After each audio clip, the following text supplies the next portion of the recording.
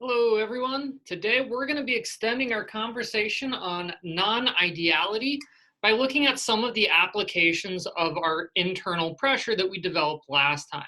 And hopefully we'll be building up a discussion of isothermal compressibility. So this is going to be focusing in on a little bit of some of the more non-traditional ways of how we can examine the energy of a system besides an ideal gas. So last time we ended up building up a fairly general description of how the internal energy changes with volume and temperature. And essentially we have a volume dependence based on the internal pressure, which is going to be a feature of IMFs and non-ideality. And it's going to depend on temperature based on heat capacity, which is another measure of saying, where can I store my energy before I have to start putting it into translational motion that can be measured as temperature. So one of the applications we can look at is, say, looking at how at the temperature dependence of our internal energy when we're now working under isobaric conditions. So this is an important kind of comparison to enthalpy, because enthalpy is again looking at heat under isobaric conditions, but this is again internal energy under isobaric conditions. So analogous, but in a very important difference. So if I'm looking at this change under isobaric conditions, one of the quick tricks I can do is take this equation and then simply divide it by the change in temperature and limit it to isobaric conditions. So we get our key variable here, change in internal energy with temperature under isobaric conditions.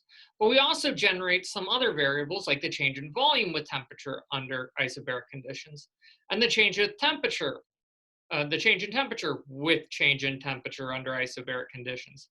So not too surprisingly, this term actually gets rather simple, and we're more or less just left with the other two.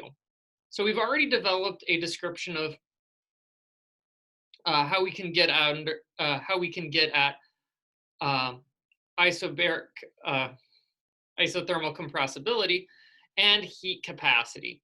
Now we need a good description of how our volume changes with temperature. So as usual, if I have a new set of variables, I'm going to try and ascribe a new term for it. In this case, what we're going to be looking at is called the expansion coefficient. And one of the things we have to watch out with the change of volume with temperature is we have a size extensive property divided by a size intensive property.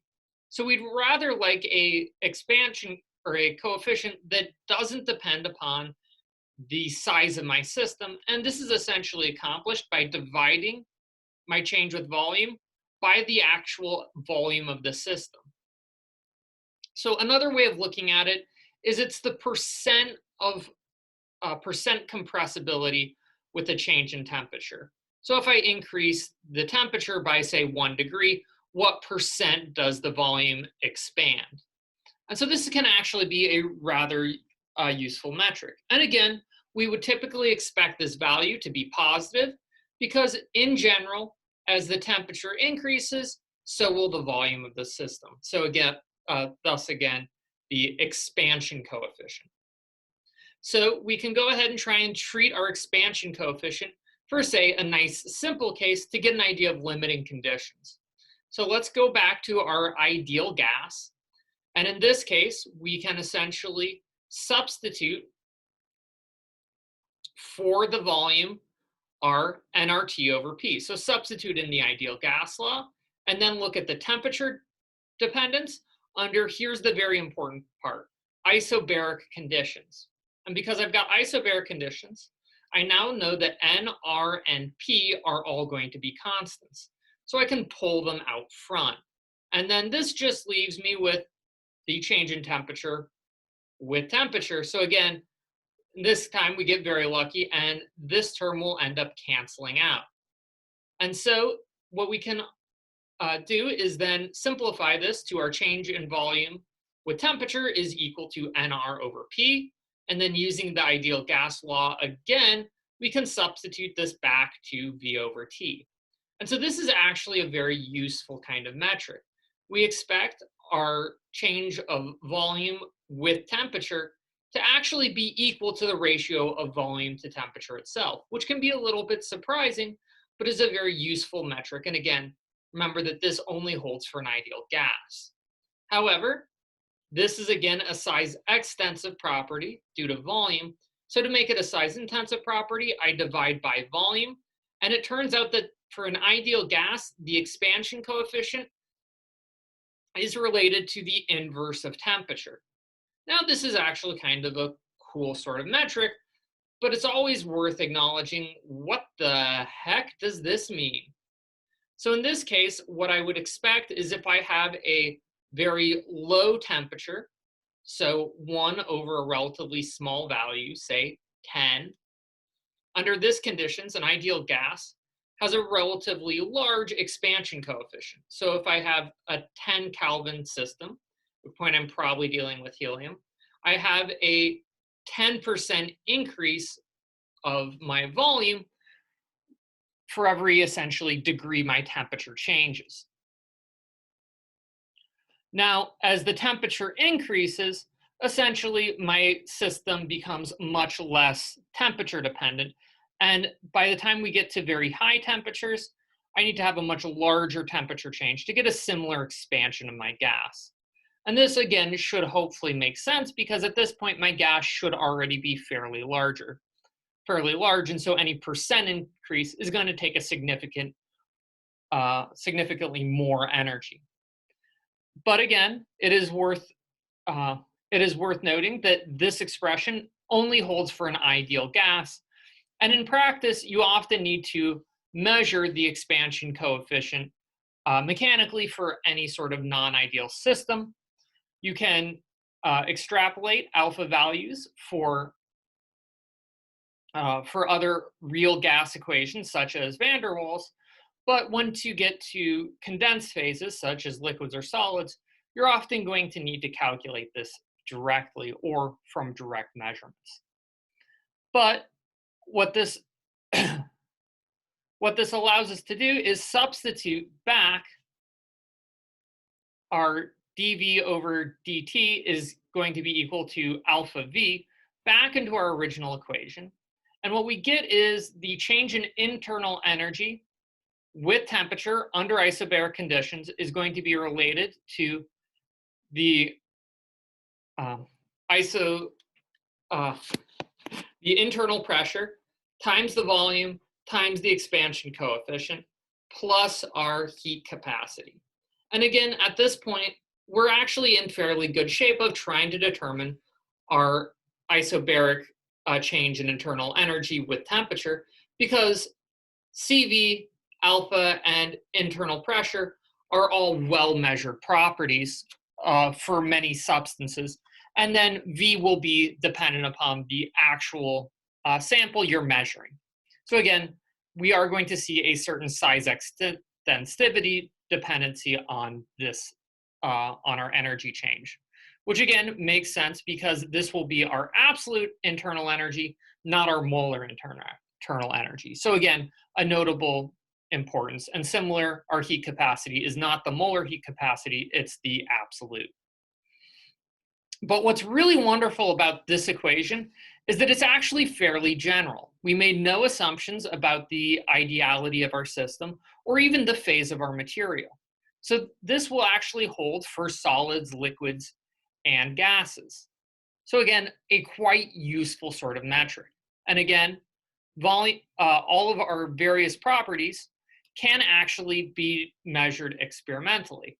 And again, this is also another method which we can try and, if we are able to determine our change in internal energy with temperature, it's another metric of trying to get at our internal pressure. And again, this is also going to give us a certain degree of utility, because by measuring the difference in between our change in internal energy with temperature under isobaric conditions and under isochoric conditions, we can directly get at our uh, internal pressure. Now, one of the things that is actually worth noting is that for an ideal gas, we've already shown that we are going to have an internal pressure of 0, which means that our isochoric heat capacity is going to be related to our isobaric change in internal energy. So again, under ideal conditions, it won't matter, or change in internal energy won't matter whether we're doing it isobarically or isochorically, which is a very useful thing to know. But it is worth noting that this does assume ideal scenarios. Under non-ideal scenarios, we are going to see a deviation in between isobaric and isochoric conditions. It is also worth noting that we have another analog to our expansion coefficient, and that's our isothermal compressibility, which is looking at the change in volume with pressure under constant temperature instead of the change in volume with temperature under constant pressure. So again, when you pair these two together, you're going to have a lot of power. But again, it is worth noting that we have this derivative is going to be size extensive. So to make it a more robust size intensive property, we turn it into a ratio of volume change by dividing by the volume of the system. One of the other important things to note is that we have a negative sign out front. And one of the reasons why is, in general, as I increase the pressure on the system, I expect the system to become smaller. So in general, we'd expect this derivative to be negative. So to give us a positive isothermal compressibility, we will go ahead and flip the sign by putting a negative outside of our derivative. Now, one of the reasons why the isothermal compressibility is actually quite useful is because it gives us another metric to relate volume, pressure, and temperature change, which can be paired together to look at the relationship in between all three possible variables, looking at using the triple product rule. Yes, calculus strikes again. So a good way to try and look at how you use the triple product rule is, say I'm trying to relate three variables: volume, pressure, and temperature. And so what I do is I then just cycle through the variables. So I move pressure up top, volume to being what's held constant, and then temperature to becoming the dependent variable. And then there's your next term. And then you do the same thing again. And it's worth noting, you can rotate these variables clockwise or counterclockwise as long as you do a constant rotation. For example, I can move temperature up top, volume to the bottom, and pressure as what's being held constant, and I get this term. So again, you can generate a triple product rule by just rotating your variables through till you have all three permutations. And it turns out when you do that, that equals -1. Now, one of the reasons why the triple product rule can actually be quite useful is, let's say I'm trying to examine the change of volume, pressure, and temperature. Well, it turns out that each one of these terms has its own specific utility. So, for example, it turns out that volume over pressure change is the same thing as my isothermal compressibility. Ta-da! So all I need to do is move a negative V out front, and I can substitute in. We see a very similar thing with over here. We have the inverse of change of volume with temperature under constant pressure, which is the same thing as the inverse of our expansion coefficient. So we have 1 over alpha V over here.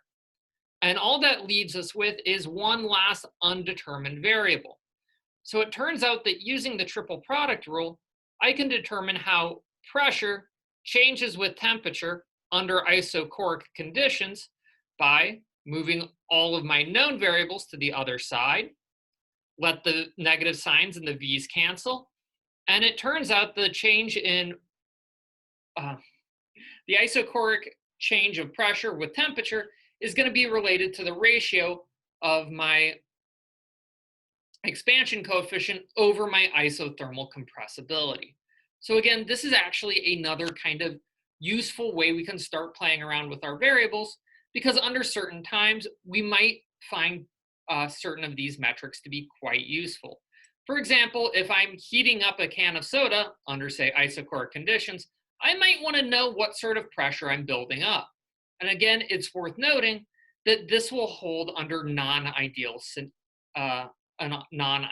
case, as well as just a simple ideal situation. So again, one of the real powers of the isothermal compressibility of these variables is their ability to be used under non-ideal scenarios. But let's go ahead and say, I want to try and evaluate my isothermal compressibility for an ideal scenario.